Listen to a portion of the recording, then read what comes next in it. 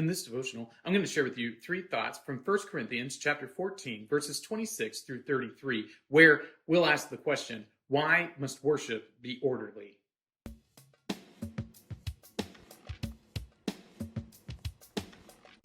First Corinthians 14, verses 26 through 33 says, "What then, brothers? When you come together, each one has a hymn, a lesson, a revelation, a tongue, or an interpretation. Let all things be done for building up.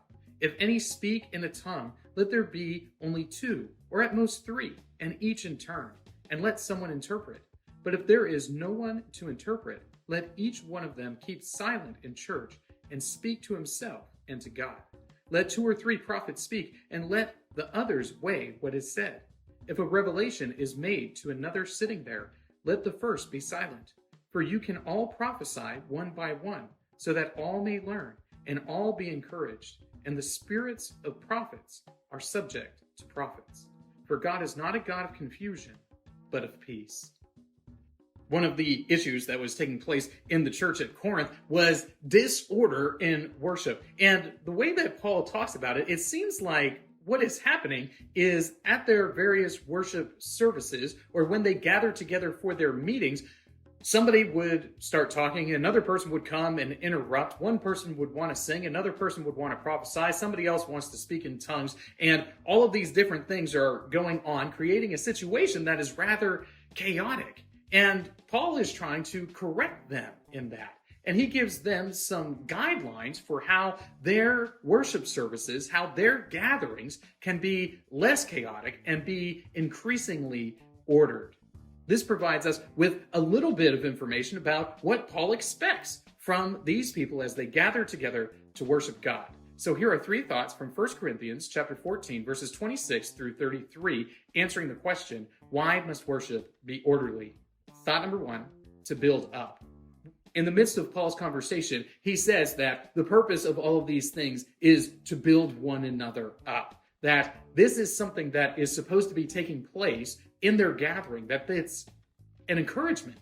It's an opportunity to learn, to grow in your faith, to become increasingly disciplined in the ways of God. So whatever it is that is happening, it needs to be organized in such a way that it helps the gathered body of believers to build one another up in the faith. It seems like Paul is not convinced that that happens when there's riotous behavior taking place. That instead of having a bunch of disparate events happening in the gathering, that instead there should be an orderly procession of one thing to another. And it also seems like he's got a little bit of freedom built into this, but that there is also restraint. Thought number two, to clarify. One of the things that Paul is very big on is clarification. He says that the purpose of the gathering is to worship God, and that the gathering worships a God who is a God of order and not disorder. So in the different things that are taking place, there should be an increasing amount of clarity among the believers as to what's happening. So the longer you meet together with the body of believers, the more and more firm and clear the theology becomes in each individual's mind. This is one of the goals of the worship service, that as you worship God and you come to know him more and more, and you recognize the orderliness of his character, that you begin to exhibit as a body of believers that same orderliness, that same clarity as to what it is that you're doing as you gather together.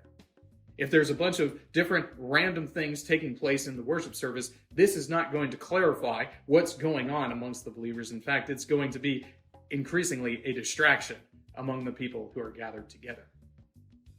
Thought number three, to honor God.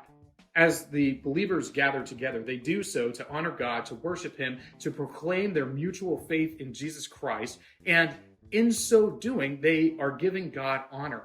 And since it's already established that God is a God of order, that he himself is in no way chaotic, he's not random, he's not this eternal being that's constantly changing his mind.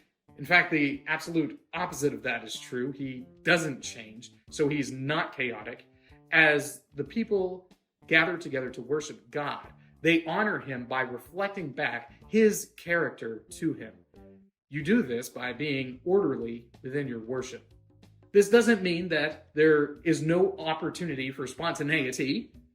It just means that anything that is happening in spontaneity must be done in an orderly fashion. The two are not diametrically opposed. Just a lot of times we tend to think that they are. So, as we gather together, as we meet together with like-minded believers, we do so in an orderly fashion so that we might be built up in the gathering, that our understanding of God might become increasingly clear, and that we can honor God well and reflect his own character back to him. These three thoughts come from the assigned reading of 1 Corinthians chapters 13 and 14. If you'd like to read through the Bible with me, you can do so by subscribing to this channel, by clicking on the link in the description, or by joining the Facebook group Through the Bible, where we are reading the text of Scripture together.